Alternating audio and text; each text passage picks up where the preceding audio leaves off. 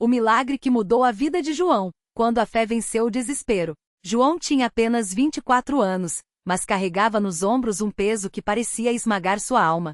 Desde criança, ele sofria com uma doença rara nos olhos que os médicos chamavam de síndrome de Sjögren severa. Seus olhos lacrimejavam sem parar, ardiam como se estivessem cheios de areia, e a luz do sol era uma tortura. Gotas, pomadas, cirurgias experimentais, nada adiantava. Os médicos disseram que com o tempo ele poderia ficar cego. Pior que a dor física era o constrangimento. As pessoas olhavam com pena ou nojo quando ele enxugava as lágrimas que escorriam sem controle pelo rosto. João evitou espelhos, evitou saídas, evitou viver. O desespero o levou a buscar ajuda em clínicas, benzedeiras e até em promessas de curas alternativas pela internet. Gasto todo o dinheiro que tinha, e que não era muito, pois seu emprego como auxiliar de estoque mal dava para o aluguel do quartinho que dividia com o irmão mais novo. Foi quando, em um dia de chuva, enquanto esperava o ônibus molhado e com os olhos ardendo mais que nunca, uma senhora de voz firme se aproximou. Moço, você já tentou levar isso para Jesus? João quase riu. Já tinha ouvido isso antes. Mas havia algo diferente naquela mulher. Ela não olhava com dó, mas com uma convicção que o deixou intrigado. Na Igreja Universal do Reino de Deus, Deus faz milagres todos os dias. Eu vi gente sarar de coisa pior que a sua. Vamos lá hoje à noite. O pastor está fazendo uma campanha de libertação, e a unção tá forte. João hesitou, mas algo dentro dele, talvez o cansaço de tanto sofrer, o fez anotar o endereço. Naquela noite, João entrou na Igreja Universal pela primeira vez. O lugar estava cheio, o louvor era vibrante, e ele sentiu um arrepio quando ouviu os testemunhos no altar. Uma mulher que sarou de um tumor, um homem que reconquistou a família depois de anos de vícios, outro que conseguiu um emprego no mesmo dia em que fez a corrente de oração. O pastor, com voz poderosa, falava sobre fé como uma semente que, quando plantada com determinação, germina milagres. Deus não é Deus de meia solução. Ele é Deus de impossíveis. Gritava o pastor, enquanto as pessoas respondiam com amém e palmas. João sentou-se no fundo, envergonhado das lágrimas que não paravam de cair. Mas quando o pastor pediu que quem precisasse de um milagre se levantasse, ele sentiu uma força estranha o empurrar para a frente. Tremendo, foi até o altar. O pastor o olhou nos olhos, aqueles olhos inchados e vermelhos, e colocou a mão em sua cabeça. O que você quer que Deus faça por você hoje? Eu quero enxergar sem dor. Quero parar de chorar sem querer, João gaguejou, sentindo nó na garganta. O pastor ungiu sua testa com óleo e começou a orar com autoridade. Em nome de Jesus, quebra essa maldição. Saia, espírito de enfermidade. Os olhos deste jovem foram criados para ver a glória de Deus, não para sofrer. No poder do Espírito Santo eu determino, sequem-se essas lágrimas. Abra-se a fonte da cura. João sentiu como se uma corrente elétrica percorresse seu corpo. As pessoas ao redor começaram a clamar, é nosso, Senhor, é nosso. Ele fechou os olhos com força e então, uma paz estranha o invadiu. Quando os abriu, as lágrimas haviam parado. Espantado, levou as mãos ao rosto. Seco. Pelas primeiras vezes em anos, seus olhos não ardiam. O pastor sorriu. Deus te curou, meu filho. Mas isso é só o começo. Você precisa persistir na fé. Participe das vigílias, traga suas ofertas, faça a corrente de oração. A batalha espiritual não acaba aqui. João não perdeu tempo. Na semana seguinte, estava na fogueira santa de Israel, orando das 9 da noite até a madrugada. Levou seu último salário como oferta de fé, mesmo com medo de não ter como pagar as contas. Mas algo dentro dele dizia, se Deus curou meus olhos, Ele vai cuidar do resto. No culto seguinte, o pastor chamou os que tinham recebido milagres para darem testemunho. João subiu ao altar com o coração acelerado. Eu vim aqui há 2 semanas com os olhos doendo, lacrimejando sem parar. Os médicos disseram que não tinha jeito. Mas hoje estou aqui sem uma única lágrima, sem dor. Deus me curou. A igreja explodiu em glórias a Deus. Muitas pessoas choravam, outras corriam para o altar pedindo seus próprios milagres. João sentiu que, pela primeira vez na vida, fazia parte de algo maior que sua dor. Mas a prova de fogo viria logo depois. Seu irmão, que sempre o apoiou, perdeu o emprego. As contas se acumularam, e o medo voltou a bater a porta. João poderia ter desistido, mas lembrou das palavras do pastor, a fé não é só para o que a gente vê, é para o que a gente ainda não viu. Ele e o irmão começaram a jejuar e a participar das campanhas de prosperidade. Em uma delas, o pastor ensinou sobre o dízimo como uma aliança com Deus. Mesmo com pouco, o João separou os 10% e no mesmo dia recebeu uma ligação. A empresa onde trabalhava estava abrindo uma vaga melhor, com salário quase dobrado. Seu irmão, por indicação de um irmão da igreja, conseguiu um trabalho temporário que virou efetivo. Hoje João é um dos que estão sempre na frente dos cultos, ajudando quem chega com o mesmo desespero que ele já teve. Ele aprendeu que a fé não é passiva, é luta, é persistência, é crer mesmo quando tudo parece perdido. Deus não faz açaí, ele costuma dizer, rindo, aos novos irmãos. A gente tem que fazer a nossa parte, orar, jejuar, dar o dízimo, participar das correntes. Mas quando a gente faz, ele age. Minha vida é a prova. Seus olhos, antes fonte de vergonha, agora brilham ao contar como Deus o livrou.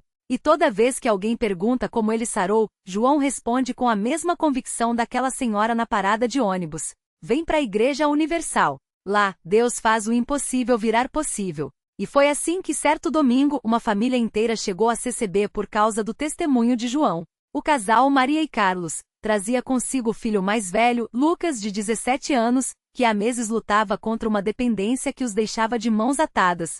Eles já tinham tentado de tudo, clínicas, médicos, conversas intermináveis, mas cada recaída do filho era como um soco no peito.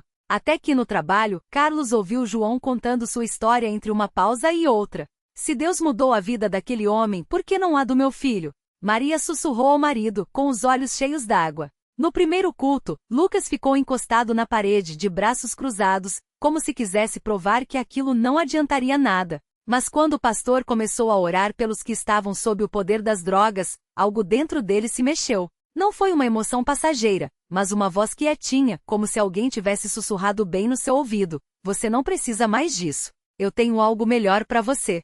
Naquela noite, Lucas chorou. Não foi um choro de fraqueza, mas de alívio, como se uma corrente pesada tivesse se partido. Ele não soube explicar direito, mas sentiu que, pela primeira vez em anos, estava respirando sem peso no peito.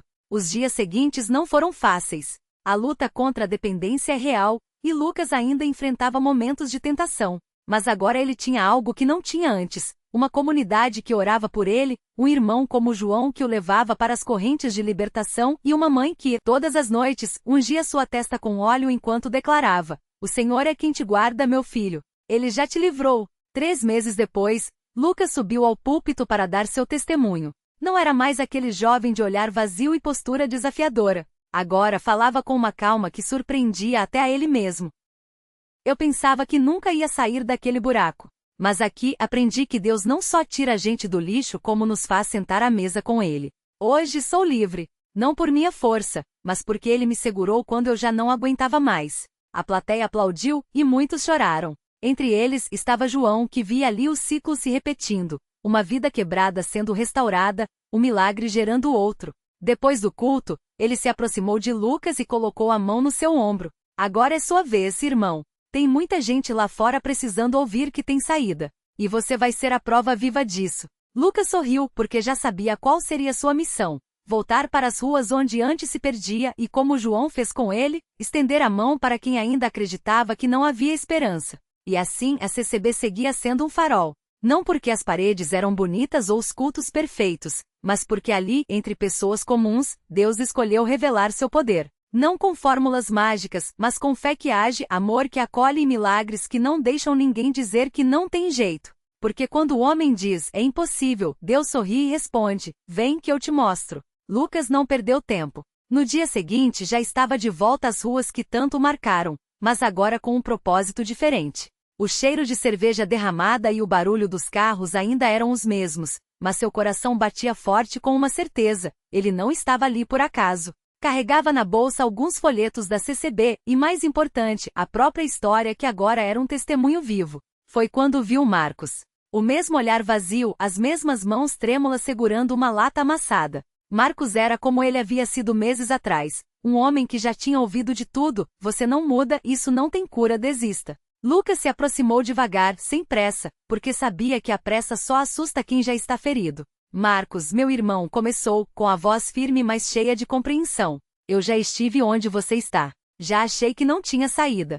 Mas hoje eu tô aqui para te dizer, tem. Marcos levantou os olhos, desconfiado. Conhecia aquele tipo de fala, aqueles crentes que apareciam de vez em quando com promessas vazias. Mas havia algo diferente em Lucas. Não era um discurso ensaiado, era a marca de quem tinha vivido o inferno e voltado com uma história para contar. Você não me conhece, Marcos resmungou, virando o rosto. Não sabe o que eu já fiz, o que eu já perdi. Não preciso saber tudo, Lucas respondeu, sentando-se ao lado dele no meio-fio sujo. Porque eu também já perdi. Perdi minha família, meu trabalho, minha dignidade. Mas sabe o que eu ganhei? Uma segunda chance. E não foi porque eu merecia, foi porque alguém acreditou em mim quando eu mesmo não acreditava. Marcos olhava fixamente para as mãos, como se procurasse nelas alguma resposta. Então, com um suspiro rouco, perguntou: E como é que faz para conseguir isso? Lucas não sorriu de forma triunfal, não deu um sermão. Apenas estendeu a mão, igual João havia feito com ele. Vem comigo. Só hoje. Se não gostar, volta para cá amanhã, e eu não te procuro mais. Mas te garanto uma coisa, lá dentro, você vai ouvir que tem gente que não desistiu de você. E o mais importante, você vai sentir que Deus também não desistiu. Marcos hesitou. Os anos de decepção pesavam mais que qualquer convite. Mas algo naqueles olhos que já haviam chorado as mesmas lágrimas que ele o fez levantar devagar. E assim, lado a lado, os dois caminharam em direção ao ponto de ônibus, rumo à igreja que Lucas agora chamava de lar. Dentro do templinho simples da CCB, Marcos se surpreendeu. Não havia holofotes, nem palmas ensaiadas, nem pessoas fingindo ser perfeitas. Havia sim um coro de vozes sinceras cantando grande ao Senhor, e irmãos que o cumprimentaram sem julgamento, como se já o conhecessem há anos. Quando o pastor subiu ao púlpito e começou a falar sobre a misericórdia que alcança até os casos perdidos, Marcos sentiu algo estranho. Era como se aquelas palavras fossem só para ele. No final do culto, quando o pastor pediu para quem quisesse oração ficar de pé, Marcos continuou sentado, imóvel. Mas Lucas não o pressionou. Sabia que a semente já havia sido plantada. Foi então que uma senhora de cabelos brancos, que ele nunca tinha visto antes, se aproximou e colocou a mão em seu ombro. Filho, Deus te trouxe até aqui porque Ele tem um plano. Não é para você sair daqui do mesmo jeito que entrou. Marcos não respondeu. Mas quando saiu da igreja naquela noite, algo dentro dele já não era mais igual. E na semana seguinte ele voltou. Sozinho. Dessa vez foi ele quem procurou Lucas depois do culto. Eu preciso mudar, disse com a voz embargada. Mas não sei por onde começar. Lucas abraçou o amigo, lembrando-se de como João havia feito com ele. Começa aceitando que você não precisa fazer isso sozinho. Aqui, a gente caminha junto. E assim, mais uma história de restauração começou a ser escrita. Marcos não se transformou da noite para o dia. Houve recaídas, noites de luta, momentos em que quase desistiu. Mas havia também as mãos estendidas dos irmãos, as orações que o sustentavam quando as forças faltavam, e a certeza de que na CCB, ninguém era deixado para trás. Um ano depois era Marcos quem estava nas ruas, não mais como um homem perdido, mas como um farol. E ao seu lado, Lucas sorria, porque entendia que o maior milagre não era só a mudança em si, mas a corrente do bem que ela criava. Cada vida resgatada se tornava um elo, cada testemunho se multiplicava, e a igreja seguia sendo o lugar onde os impossíveis viravam realidade. Porque na CCB, os milagres não são contados apenas nas grandes curas ou nos sinais espetaculares. Eles estão no rosto de quem recupera a dignidade, no abraço de quem encontra uma família, na voz de quem volta a cantar depois de tanto tempo em silêncio. São milagres que não precisam de propagandas, porque se espalham no olhar de quem finalmente reencontra a esperança. E assim a obra continua. Não por mérito de homens, mas pela graça de um Deus que ainda hoje passa pelas ruas, pelas casas, pelos corações partidos e sussurra: levanta. Ainda há muito por fazer. Na pequena cidade de Itapetininga, interior de São Paulo, a irmã Maria das Dores carregava um fardo que ninguém via. Há anos, ela chegava à igreja com o mesmo vestido remendado, os mesmos sapatos gastos e um sorriso que tentava esconder as noites em claro. Viúva com 3 filhos para criar e um trabalho informal que mal dava para o pão de cada dia, ela orava em silêncio, sem nem mesmo ter coragem de pedir ajuda. Deus sabe das minhas necessidades, repetia baixinho, enquanto as lágrimas escorriam no banco da congregação. Até que numa tarde de sábado, o irmão Paulo, um dos diáconos, notou algo diferente. Maria das Dores não estava no culto. Isso nunca acontecia. Preocupado, ele e mais 2 irmãos foram até sua casa, um barracão de madeira nos fundos de um terreno alugado. Ao baterem na porta, ouviram um choro abafado. Dentro, encontraram a irmã sentada no chão, com as crianças ao redor e uma carta de despejo nas mãos. O dono do terreno havia vendido a propriedade, e eles tinham apenas 3 dias para sair. Sem hesitar, os irmãos se ajoelharam ali mesmo, no chão de terra batida, e oraram. Não foram palavras bonitas ou cheias de teologia, foram clamores de um coração que sabia que Deus ouve os que não têm mais para onde ir. Senhor, a irmã Maria serviu a ti em meio à dor. Não a deixe agora, suplicou o irmão Paulo com a voz embargada. Na manhã seguinte, durante o culto, o pastor fez um apelo simples. Irmãos, hoje não é dia de sermão longo, é dia de ação. Tem alguém aqui que pode abrigar uma família por alguns dias? Antes que ele terminasse a frase, a irmã Rosa, uma senhora que morava sozinha numa casa grande perto da igreja, levantou a mão. Eles podem ficar comigo pelo tempo que precisarem, disse firme. Mas Deus não parou por aí. Na mesma semana, um irmão que trabalhava numa fábrica de móveis soube da situação e, sem dizer nada a ninguém, começou a juntar madeiras, pregos e telhas. Em menos de um mês, com a ajuda de dezenas de voluntários, desde jovens do grupo de louvor até idosos que levavam água e comida, uma casinha simples, mas digna, foi erguida num terreno doado por outro membro da igreja. E quando Maria das Dores recebeu as chaves, não foram só 4 paredes que ela ganhou. Foi a certeza de que mesmo quando o mundo vira as costas, a família da CCB estende as mãos. Mas o milagre não acabou aí. O filho mais velho de Maria, o João, de 16 anos, havia largado a escola para ajudar a mãe. Desanimado, ele dizia que estudo não enche barriga. Porém, uma irmã professora da congregação começou a dar aulas particulares para ele às tardes, depois do culto. Outro irmão, dono de uma padaria, ofereceu um emprego de meio período. Pouco a pouco, João não só voltou aos estudos como se tornou o primeiro da família a entrar na faculdade, anos depois, com uma bolsa conseguida através de indicações de irmãos da igreja. Hoje, quando Maria das Dores conta essa história, ela não fala apenas da casa ou do emprego. Fala do dia em que, depois de anos se sentindo invisível, olhou nos olhos do pastor e ouviu: Deus não esqueceu de você. Nunca esqueceu.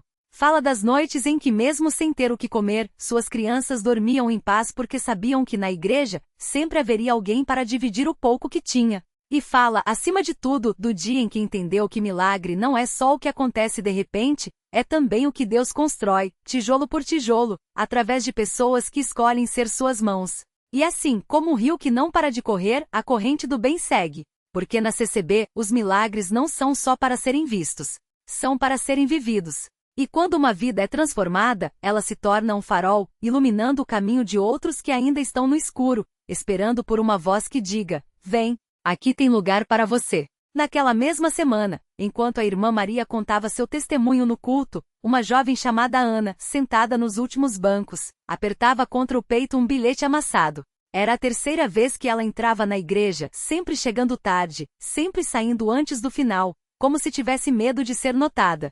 Mas dessa vez, algo a segurou ali. Não foram as palavras em si, mas a maneira como a irmã Maria falou delas com os olhos brilhando, como quem viu o impossível se tornar real. Ana tinha 24 anos e uma filha de 3. Há 6 meses depois de ser demitida e não conseguir outro emprego, ela tinha se mudado para um cômodo nos fundos da casa de uma tia, onde dividia um colchão no chão com a menina. As contas se acumulavam, e a vergonha a impedia de pedir ajuda.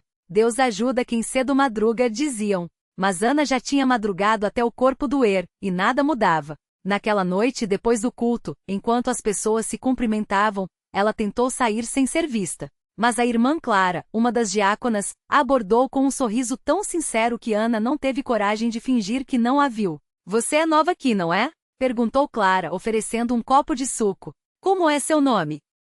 Ana hesitou, mas a voz saíra tão suave, tão sem julgamento que ela respondeu: Ana. E está aí a minha filha, Sofia. Clara se agachou na altura da menina, que escondeu o rosto na saia da mãe. Olá, Sofia. Você gostaria de um brigadeiro? Tem uma senhora lá na cozinha fazendo uns bem gostosos. Sofia levantou os olhos curiosos, e Ana sentiu o nó na garganta afrouxar um pouco. Enquanto a filha comia o doce, Clara conversou com Ana como se fossem velhas amigas. Não perguntou por que ela estava ali, não pressionou, não deu sermão. Só ouviu. E quando Ana, sem querer, deixou escapar que estava sem trabalho, Clara simplesmente disse: Sabe, a irmã Paulina está precisando de ajuda na padaria da igreja. Nada fixo ainda, mas se você quiser, amanhã cedo eu levo você até lá para conversar com ela. Ana queria chorar. Não por piedade, mas porque alguém tinha olhado para ela e visto não uma mendiga, mas uma pessoa com nome, com uma filha, com sonhos guardados no fundo do coração. No dia seguinte, antes do sol nascer, Ana estava na porta da padaria da CCB. A irmã Paulina, uma mulher de mãos grossas e sorriso fácil, a recebeu com um avental nas mãos. Não prometo milagre, minha filha, disse ela, enquanto mostrava como amassar a massa. Mas prometo que enquanto você estiver aqui, vai ter pão na sua mesa. E mais, vai aprender um ofício que ninguém tira de você. Ana não sabia, mas aquele era o primeiro tijolo de um novo começo. Nos meses seguintes, ela aprendeu a fazer pães, bolos, salgados. A irmã Paulina, vendo seu empenho, começou a deixá-la atender os clientes. Um dia, uma freguesa elogiou tanto os doces de Ana que pediu seu número para encomendar um bolo de aniversário. Depois veio outra encomenda. E mais uma. Um ano depois, Ana alugou uma kitnet pequena, mas só dela. Sofia tinha um quartinho com uma cama de verdade e nas paredes, desenhos que ela mesma fizera, inclusive um da igreja com um sol grande sobre o telhado. Ana ainda trabalhava na padaria de manhã, mas à tarde fazia seus próprios doces em casa. A irmã Clara e a irmã Paulina foram suas primeiras clientes fiéis, indicando-a para todo mundo. Certo domingo foi Ana quem subiu ao púlpito para dar seu testemunho. Com a voz trêmula, mas firme, ela contou como havia chegado à igreja arrasada, como tinha encontrado não esmolas, mas oportunidades. Como tinha aprendido que Deus não tira a luta da gente, mas coloca pessoas no caminho para segurar nossa mão enquanto a gente atravessa. Eu pensava que milagre era só coisa de repente, disse ela, olhando para Sofia, que sorria na primeira fileira. Mas o meu milagre veio devagar, no cheiro de pão quente de manhã, no sorriso de quem acreditou em mim quando eu mesma não acreditava. Hoje eu sei, às vezes o milagre está na mão que nos estende um avental, na voz que diz você é capaz, no lugar que se torna família quando a gente não tem mais ninguém. E assim, como um círculo que não se fecha, a história de Ana virou semente. Porque naquela mesma noite, uma moça chamada Juliana, que havia chegado à igreja arrasada depois de uma separação difícil, ouviu aquelas palavras e sentiu algo estalar dentro dela. Talvez fosse esperança. Talvez fosse só a certeza de que ali ela não estava sozinha. E o rio continuou a correr. O milagre de Juliana não veio com trovões, mas com farinha nos dedos. Na semana seguinte, ela apareceu na padaria de Ana, as mãos trêmulas, o coração ainda em frangalhos. Não sei fazer nada disso, confessou, olhando para a massa que Ana amassava com uma facilidade que parecia mágica. Ana apenas sorriu, passou-lhe um avental e disse, ninguém nasce sabendo. O pão também leva tempo para crescer. Dias viraram semanas.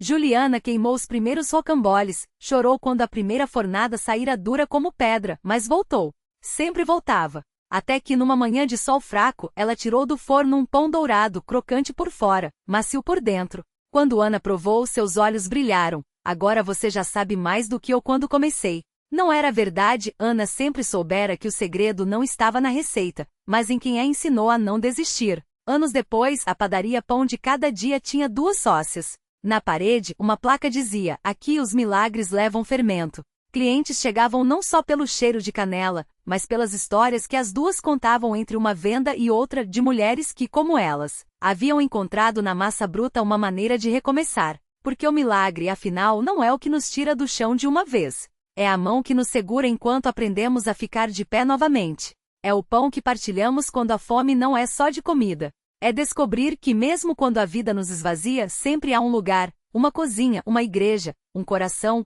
onde podemos nos encher outra vez. Lição: os maiores milagres não caem do céu, crescem nas mãos de quem escolhe semear esperança, mesmo quando a terra parece árida. E a melhor forma de agradecer um milagre é virar semente para outro. O rio corre, mas suas águas só ganham força quando aprendem a levar consigo quem precisa atravessar.